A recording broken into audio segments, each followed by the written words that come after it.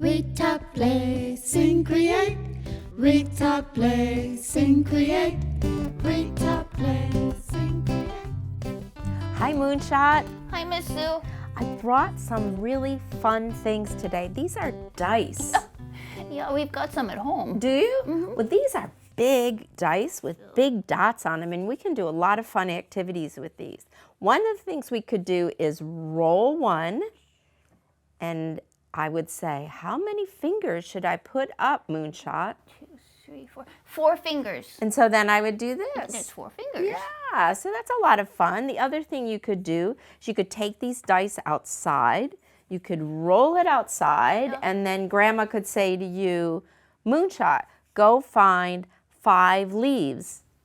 And then I would go get 5 leaves and put them here and count 1, 2, 3, 4, 5 leaves, Grandma. That would be exactly the way to use that. That would be so much fun.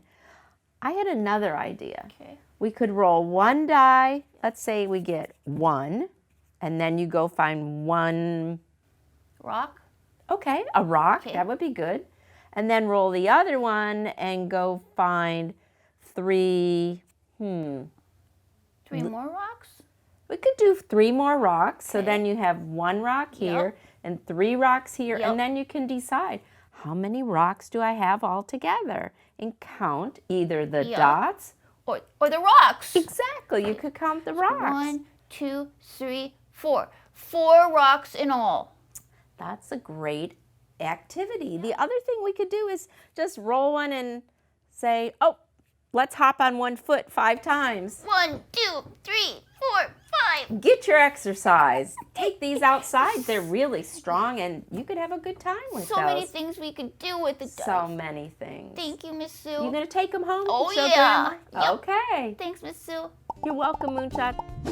The Learning Alliance and our Moonshot community partners thank you for being a Moonshot family, where you read, talk, play, sing, and create with your child.